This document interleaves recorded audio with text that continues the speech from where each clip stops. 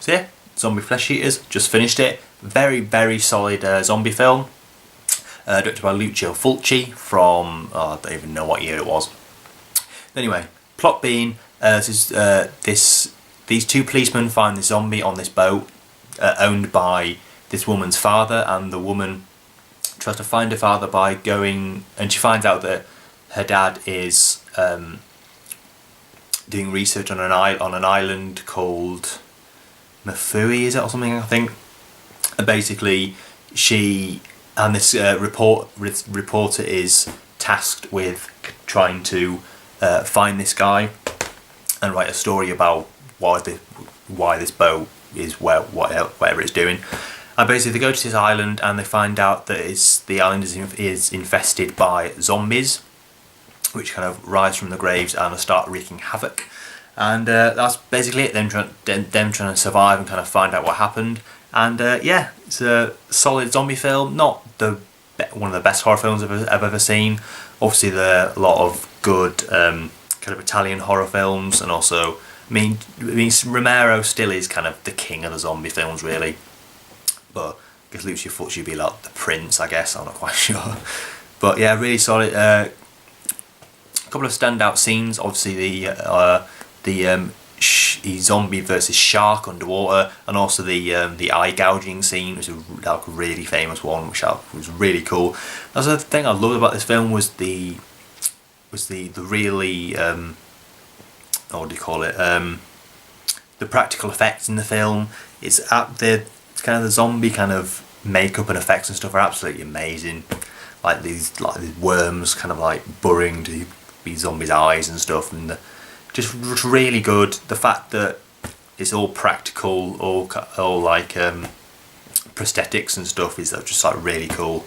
So yeah, like I say, solid horror film, and definitely worth checking out. This is the Steelbook, which is hard to find now. So I mean, to be quite honest, if I hadn't have the Steelbook and it was quite expensive, I probably would have sold it. But yeah, good film, worth checking out if you're a zombie fan, or if you're a zombie fan, you've probably already seen it. And also it's in Italy it was called Zombie 2, because like one of the films that is called something else over here was called Zombie over there, so they have to call it something else. But anyway, that's basically it. So very good, pretty good film. And yes, I'm doing one more. It is the clocks have just gone back. I was looking at the clock a minute ago, and it went to 2 o'clock, then back to 1 o'clock, which was pretty cool, seeing it go back. So yeah, last film of tonight and last film of this series, in fact. Let's see what it's going to be. So, as always, in my lucky tub. Well, not really lucky, but you know what I mean. Give it a good old shake. You can see me. Yeah, good old shake. Open it up. God, I'm hoping it's something kind of memorable to watch, because it's the last film of this series. I want it to be something pretty good. So yeah, have a bit of a rummage around. 1, 2, 3, 4, 5, 6, 7, 8, 9. Sorry about that, my camera cut out once more, so I'm sorry, I'm going to have to do it again. I'm going to have to sort this thing out, it's really annoying me now. So unfortunately I'm going to have to pick another one, so let's do it again. So give it another shake. Open it up. And then 1, 2, oh, so another about the camera, but anyway. 1, 2, 3, 4, 5, 6, 7, 8, 9 and 10. No, let's do it again. 1, 2, 3, 4, 5, 6, 7, 8, 9, 10. Done. So, now I promise this is the last film I'm going to be watching. I'm giving a little review of. So the last film in this series and of tonight is, I don't want to look. Final Destination 2. Interesting choice. It's a good film. Not the perfect film that I want to end this series on, but that's the luck of the draw, quite literally. So, yep, last film of tonight and of the series is Final Destination 2. So, let's do it.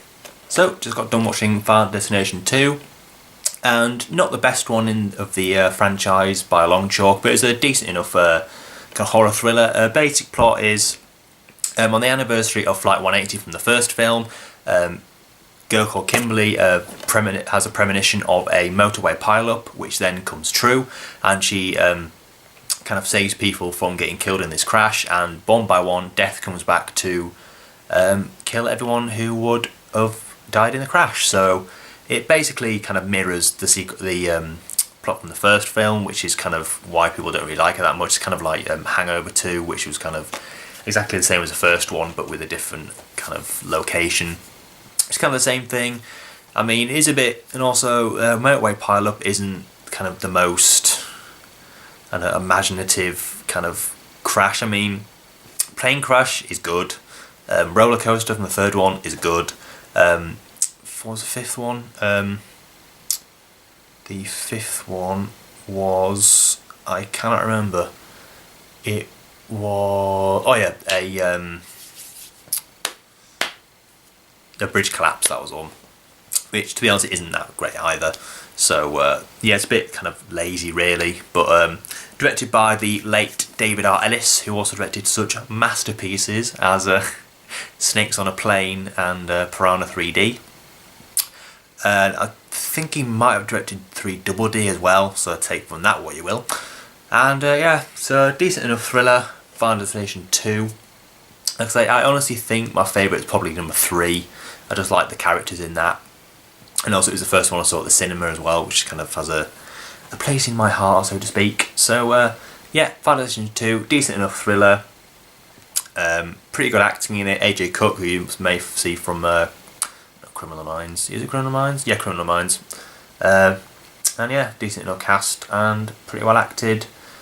Pretty cool deaths as well.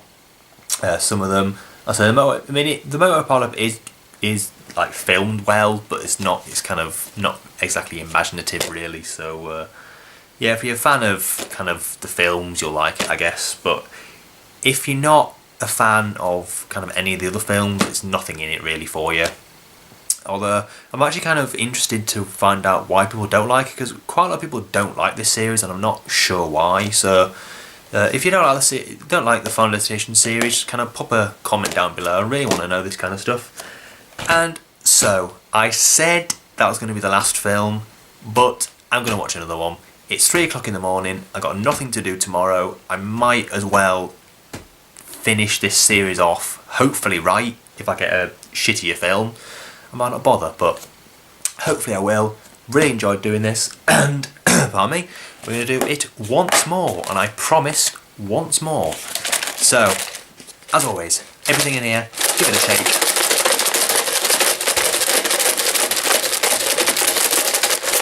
There we go. And, ooh, not too, well, it's quite a few, but you know, not like loads, but anyway. So, 10, 9, 8, 7, 6, 5, 4, 3, 2, 1. Oh, please let it be something decent. So, the final film I'm going to be reviewing, or kind of watching and giving a little review of, is, oh, please let it be something good. Please let it be something good. Because if I read it in the camera again, oh man. Oh, thank you, God. We have favourite film of 2009, Kill List. Thank God.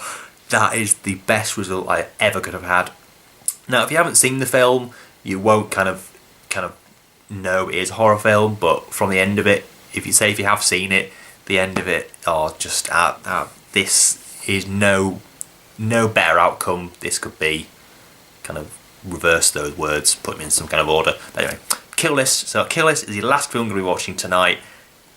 I cannot wait to watch this again. Favourite film 2009. Let's do it.